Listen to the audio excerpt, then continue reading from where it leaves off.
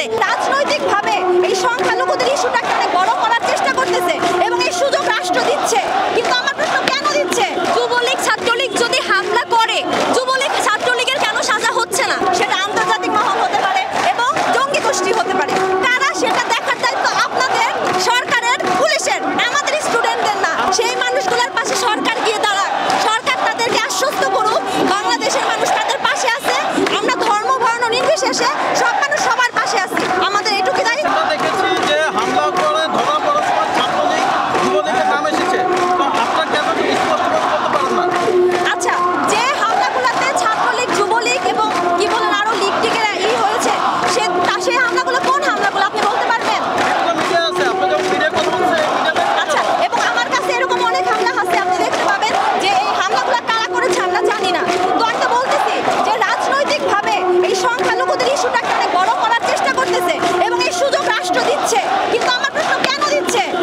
আপনি যে একটা কোশ্চেন করলেন যে যুবলীগ ছাত্রলীগ হামলা করতেছে, যুবলীগ ছাত্রলীগ যদি হামলা করে, যুবলীগ ছাত্রলীগের কেন সাজা হচ্ছে না? দৃষ্টান্তমূলক সাজা হোক। একটা প্রক্রিয়া বলতে 53 বছর ধরে শুধু প্রক্রিয়াই থাকে সংখ্যালঘুদের উপরে। এই প্রক্রিয়ার কোনো শেষ হয় না।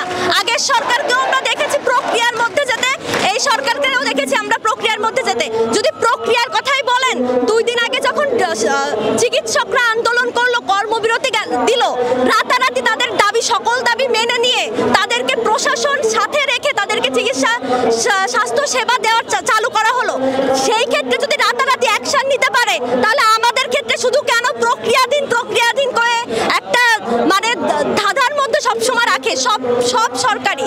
আমাদের যদি সরকার চাই, যদি সরকার আসলেই চায়, তাহলে সরকারের এই অবস্থা কন্ট্রোল করতে আমরা মনে করি না খুব বেশি সময় লাগবে।